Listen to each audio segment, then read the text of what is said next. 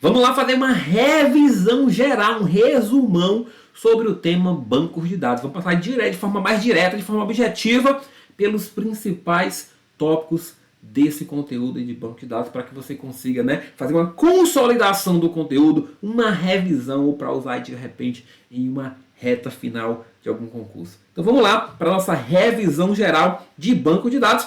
Começando pelo principal conceito, o primeiro conceito, o conceito basilar, que é um banco de dados. Você tem que entender o que é um banco de dados.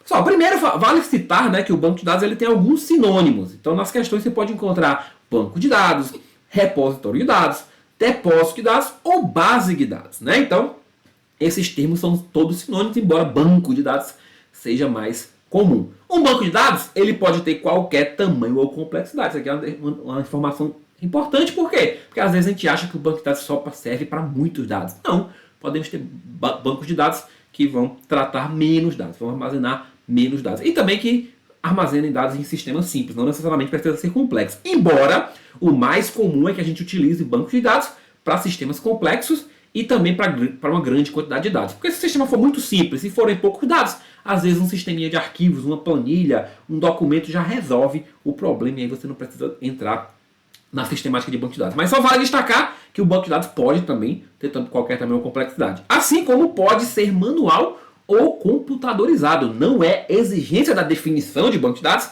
que ele seja computadorizado. Embora, digamos que 99,9% dos bancos de dados sejam computadorizados, sejam digitais. Ok, e aí nós temos a definição de banco de dados com base em 3 características, com base em 3 propriedades. Quais são elas? Primeiro, pessoal, o banco de dados ele representa algum aspecto do mundo real, que a gente chama de mini-mundo ou universo do discurso. Então, o banco de dados ele representa os dados de alguma realidade e reflete as mudanças, inclusive, nessa realidade. Então, imagine que você tem um sistema ali de gestão de seu comércio, está representando o aspecto do mundo real, a gestão do comércio, o comércio. Os dados que vão estar ali vão representar esse aspecto. Segundo, que é uma coleção logicamente coerente de dados, tem algum significado inerente. Nós queremos dizer com isso, pessoal, que um banco de dados ele não é uma variedade aleatória de dados, ou seja, não é qualquer conjunto de dados, não. Tem que ter uma relação lógica, tem que ter uma coerência entre esses dados, eles estão relacionados entre si de alguma forma, dado aquele contexto, E por fim, é projetado, construído e populado para uma finalidade específica. Tem grupos de usuários específicos que vão utilizar aqueles dados que estão ali, Algumas aplicações, alguns softwares vão consumir os dados que estão ali, ou seja, tem um fim, tem uma finalidade, tem um objetivo. Não é só um conjunto de dados guardado, não, tem algum uso ali pretendido para aqueles dados ali. Então, fixe esse conceito, Fixe esse conceito do banco de dados. 3 características fundamentais. Representa o aspecto do mundo real, é uma coleção logicamente coerente, não é variedade aleatória e tem uma finalidade específica. Beleza? E como que a gente faz então para gerenciar esse conjunto de dados? Para gerenciar esses dados que estão lá armazenados no nosso banco, base, depósito ou repositório de dados? A gente precisa de um sistema que interceda por nós nessa comunicação. Porque a aplicação do usuário, o seu software que você utiliza, ele não conversa diretamente com o banco de dados, não. Ele não sabe falar ali a linguagem dos dados, digamos assim. Então ele precisa de um sistema que faça essa tradução, que faça essa interseção. E esse sistema, ele é o SGBD. Então você, usuário comum, você vai estar usando o seu sisteminha, imagina o seu sistema de gestão de negócio, cadastrando ali os seus produtos, as vendas, etc.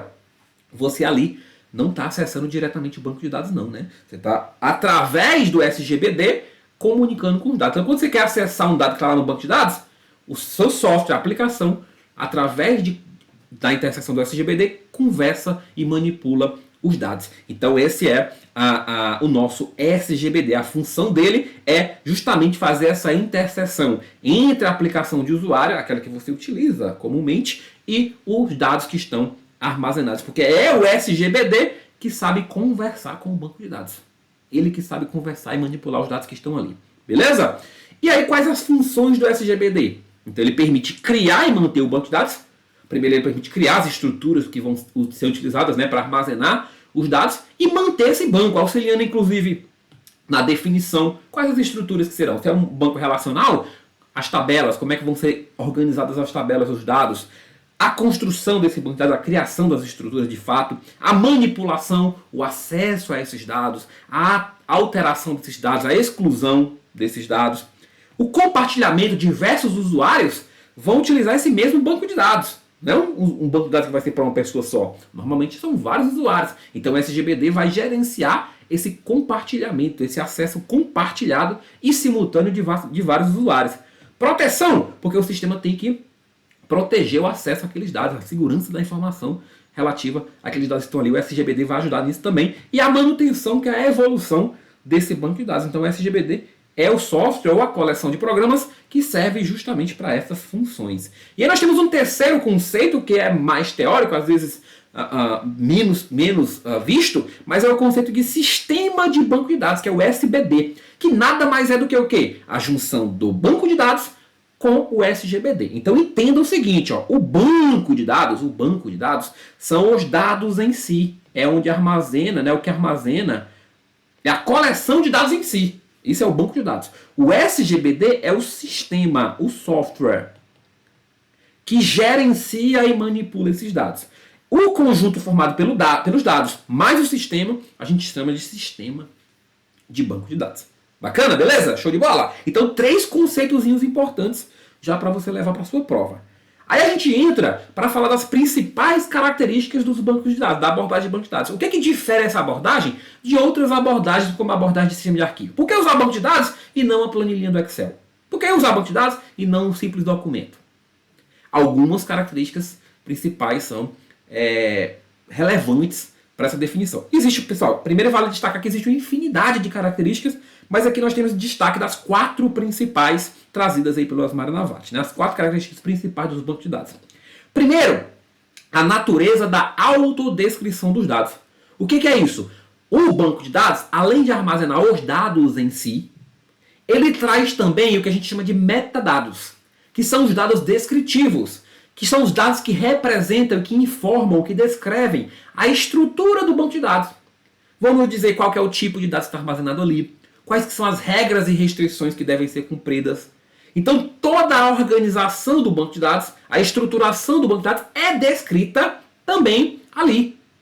É descrito também. Então você não armazena só os dados, você armazena os dados e os metadados, e os arquivos de descrição, para você interpretar e saber como é que aquele banco de dados está estruturado. Então essa é a primeira característica relevante, que o banco de dados ele tem não só os dados, mas também os metadados, que estão armazenados no chamado dicionário ou catálogo de dados. Segunda característica é do isolamento entre os programas e dados, a chamada abstração de dados. E aqui eu vou aproveitar essa figurinha aqui, ó. Olha só, quando eu falo de isolamento, eu estou falando de quê? Que os dados estão em um lugar, que na nossa base de dados, banco de dados, e as aplicações que consomem esses dados estão em outro lugar. Estão em outro lugar.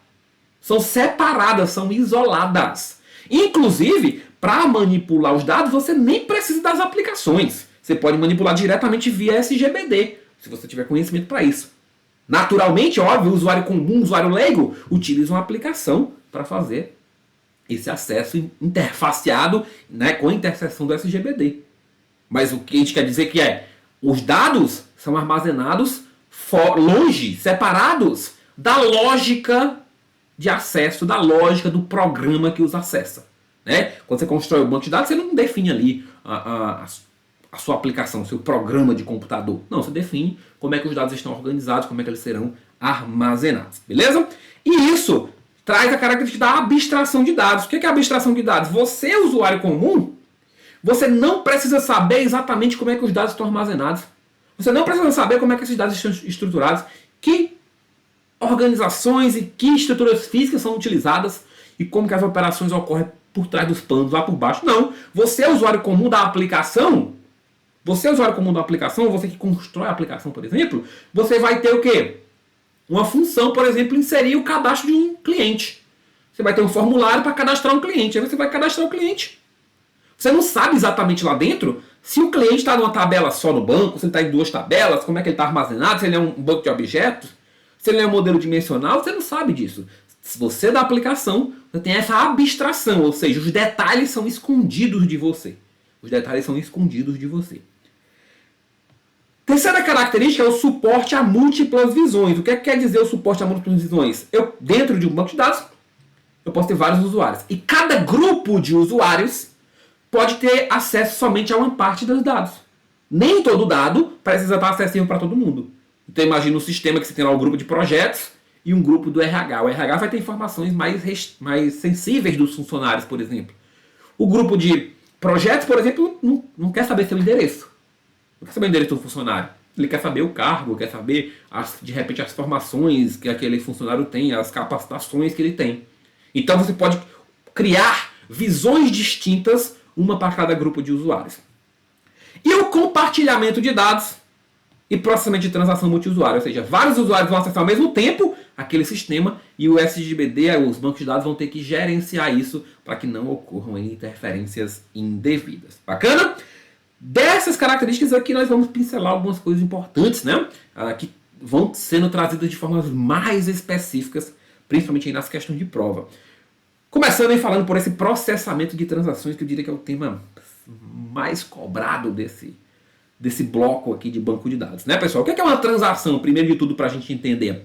A transação, ela é um programa em execução ou um processo que inclui aí operações de banco de dados, como fazer uma leitura, inserção, exclusão e atualização.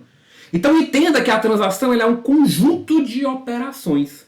Várias operações em conjuntos funcionando como uma unidade lógica, funcionando como se uma coisa só fosse. Isso é uma transação. E as 4 operações básicas de transação são referidas por esse acrônimo CRUD. O que é o CRUD? É o Create, Read, Update, Delete. Traduzindo, Create é para inserir um dado. Você vai criar um dado, inserir um dado. O Read é a leitura de dados, ou seja, a consulta de um dado.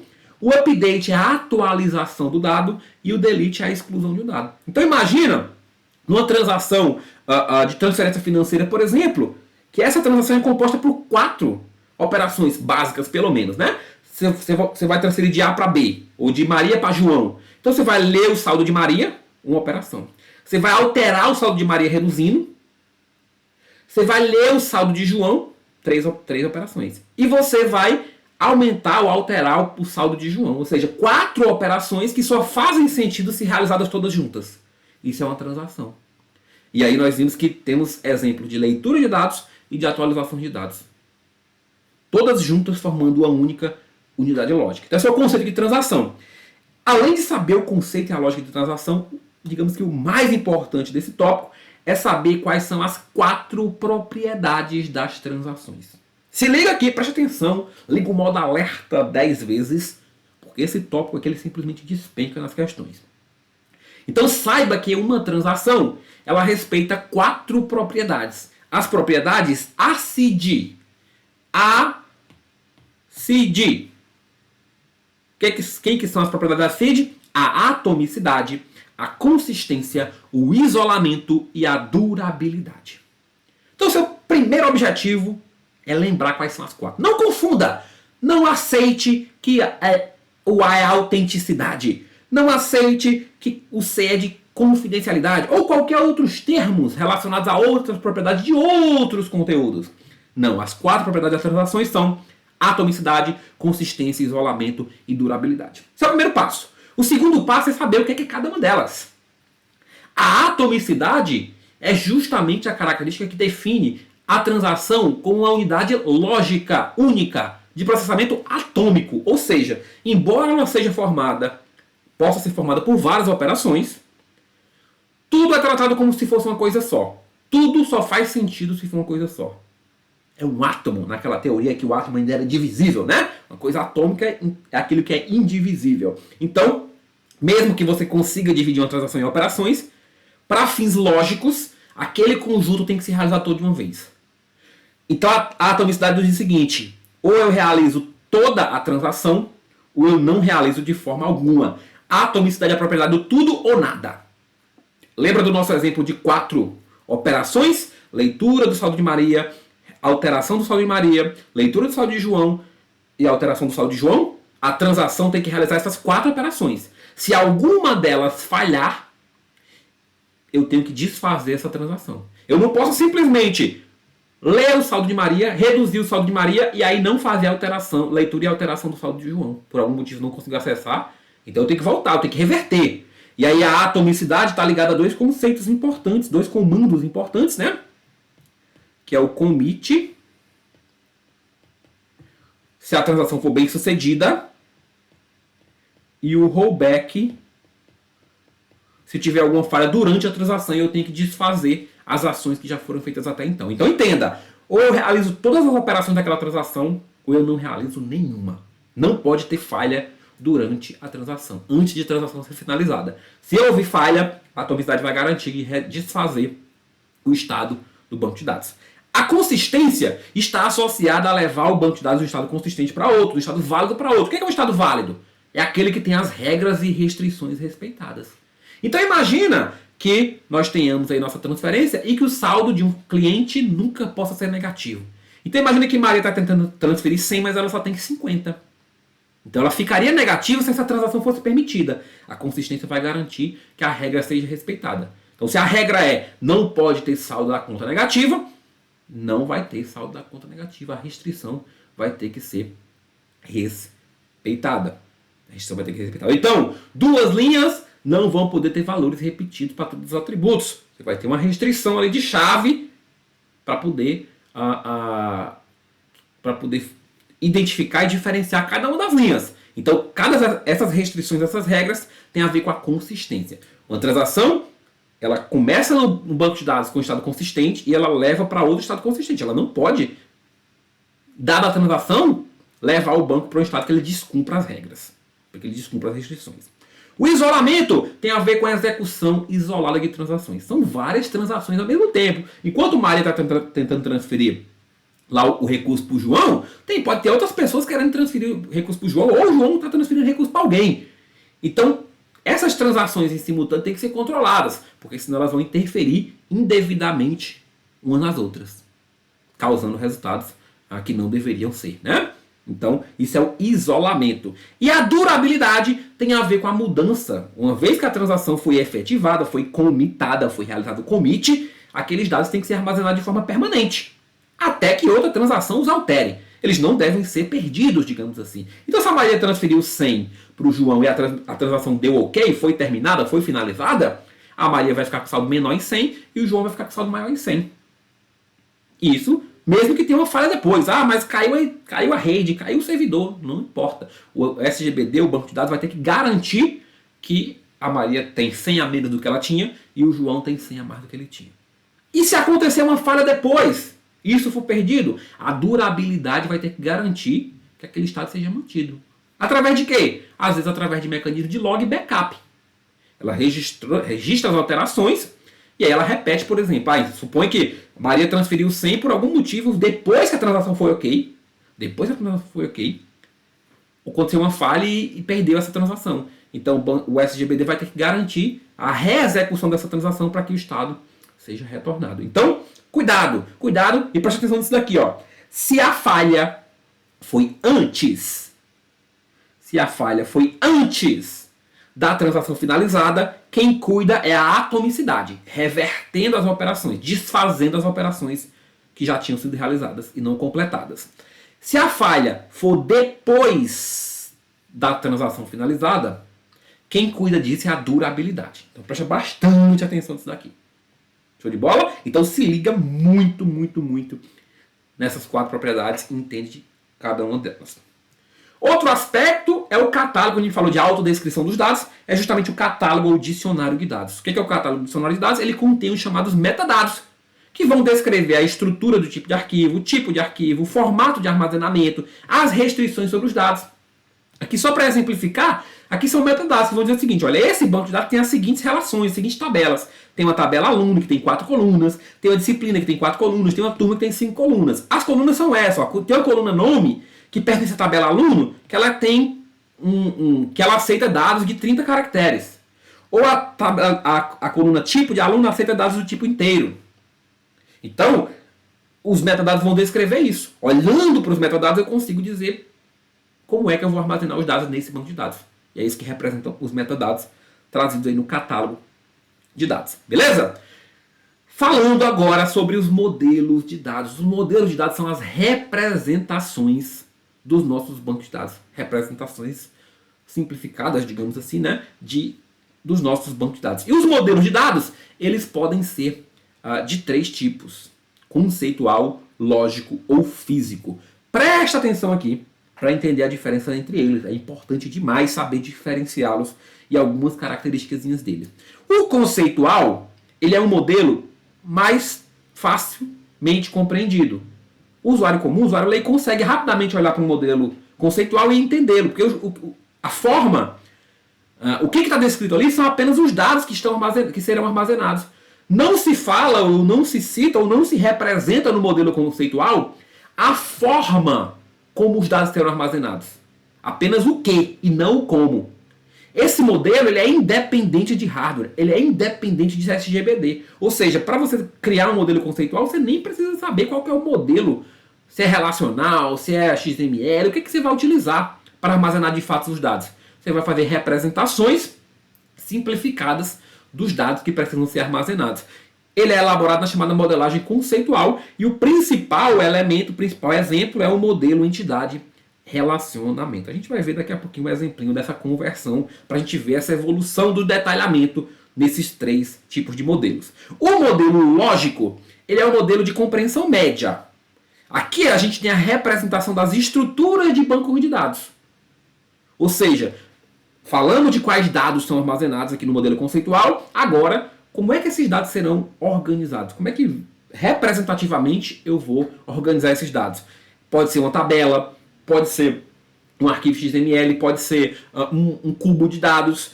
Essa forma de representação é definida no modelo lógico. Então nós falamos aqui que depende do tipo de SGBD.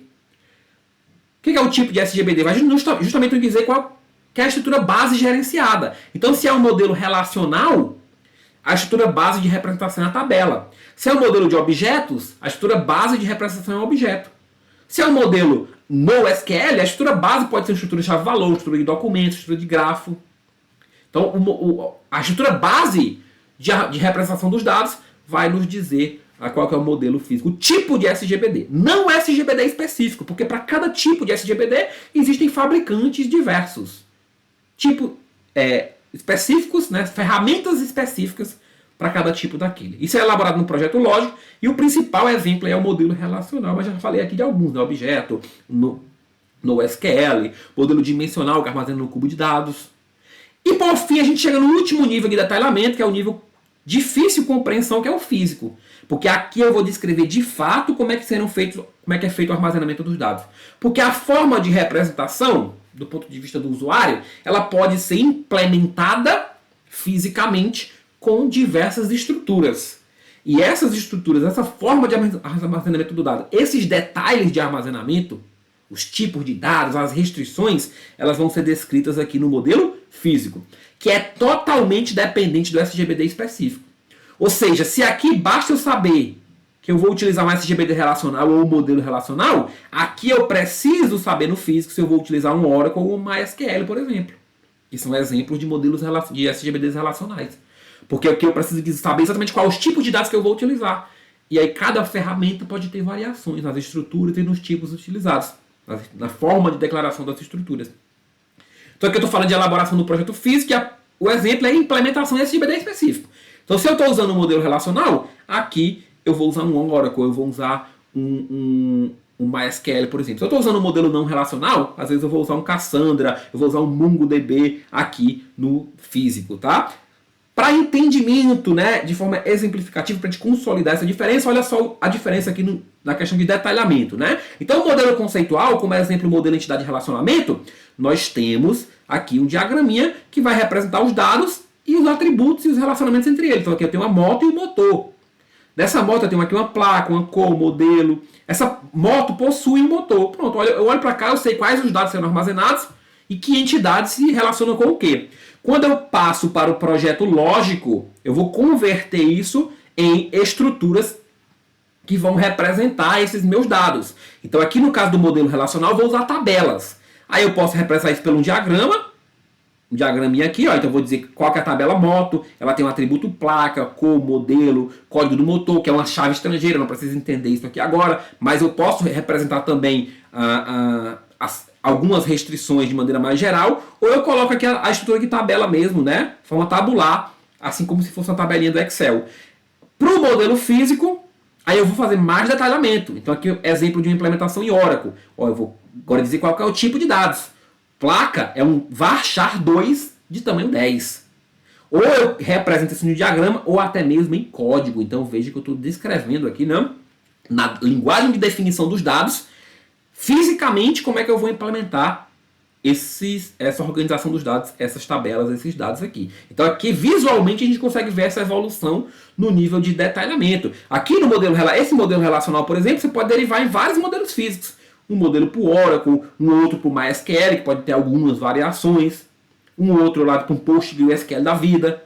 Então, essa diferenciação é importante, tá? Outros dois conceitos bem diretos, que são cobrados por vezes, é o conceito de esquema ou intenção versus instância, estado ou extensão. Basicamente um esquema ou intenção é a estrutura do banco de dados, sem os dados em si. É a estrutura. Então aqui eu sei que tem uma tabela moto, que tem uma chave, que é a placa, não precisa entender exatamente agora o que é chave, o que não é, só exemplificando o que é o esquema. Tem um atributo cor, um atributo modelo e um atributo código do motor, que está relacionado, por exemplo, aqui a um outro. Então isso aqui seria uma estrutura do banco. Ou a instância, estado ou extensão, que é uma fotografia do banco com os seus dados. Então a instância, estado ou extensão do banco está representando aqui quem são os dados naquele momento. Então tem aqui uma Yamaha, uma Honda, uma Kawasaki, ou seja, está representando de fato os dados, beleza? Bacana, bacana, bacana. Seguinte, nós temos a chamada arquitetura de 3 esquemas, ou arquitetura ANSI-Spark. Isso aqui é interessante a gente saber, né, pessoal? Para tratar dos níveis de abstração, digamos assim, né?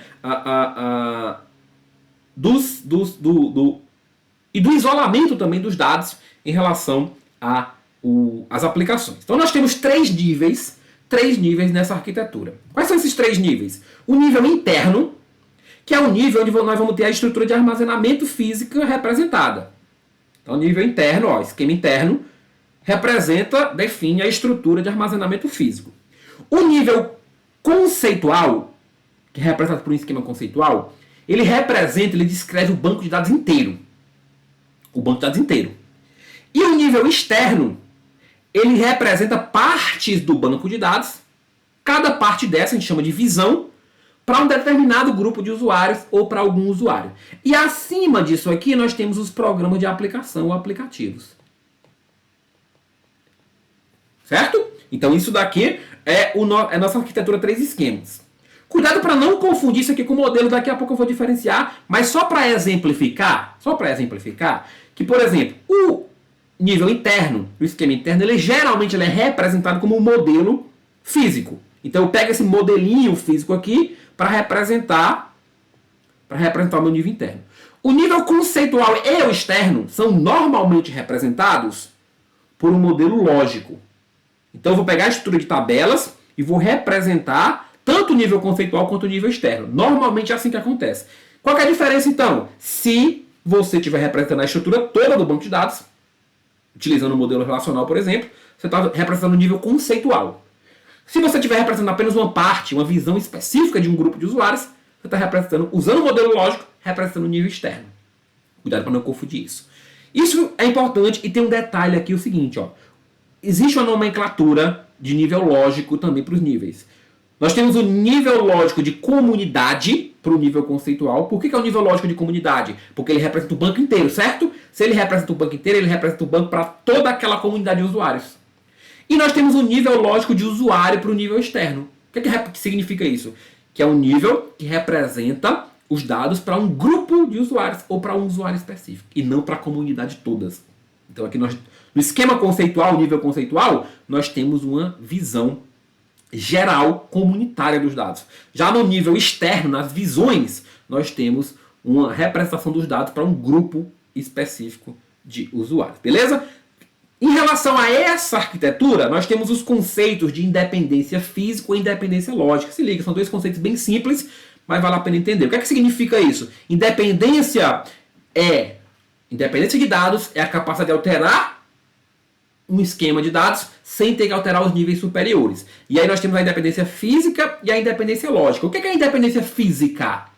A independência física é poder modificar o nível interno sem ter que modificar os níveis superiores, sem ter que modificar o nível conceitual e sem ter que modificar, consequentemente, o nível externo e os programas de aplicação. Então imagine que você está armazenando os dados localmente, no servidor na sua empresa, e agora você vai armazenar na nuvem. Você está mexendo na forma de armazenamento dos dados.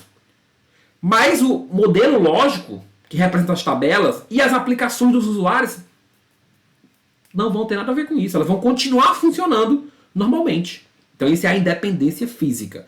Já a independência lógica é você alterar o esquema conceitual, é alterar o seu nível conceitual, sem ter que mexer nas visões externas e sem ter que mexer nos programas de aplicação.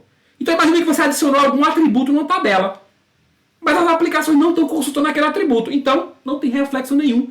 Não há necessidade de você alterar o esquema externo, o nível externo, e nem os programas de aplicações, só porque você alterou o esquema conceitual, beleza? E aí, para diferenciar, pessoal, né, o modelo de dados e a arquitetura de esquemas, cuidado, elas são coisas diferentes. O modelo de dados, ele descreve as estruturas do banco de dados. Ele descreve, né, os conceitos, representa os conceitos. Já a arquitetura de três esquemas, ela traz a camada de interação do usuário. Então, nos modelos, eu tenho um conceitual de alto nível, que representa os dados, o modelo lógico, as estruturas, e o modelo físico, a forma de armazenamento, de fato. Já na arquitetura de três esquemas, o nível externo ou o nível lógico de usuário representa parte do banco de dados, o nível conceitual, o banco de dados inteiro, e o nível interno, estrutura de armazenamento. Como eu falei para vocês, ó, geralmente esse nível externo ele é representado por um modelo lógico, representativo de implementação. Você pode usar um modelo relacional para representar o nível externo, se você representar apenas parte do banco, ou o modelo lógico para você representar o banco inteiro no nível conceitual. Então vamos dar um exemplo, né? O modelo relacional é o quê? O modelo relacional em relação ao nível de arquitetura. O modelo relacional, ele é lógico, modelo lógico.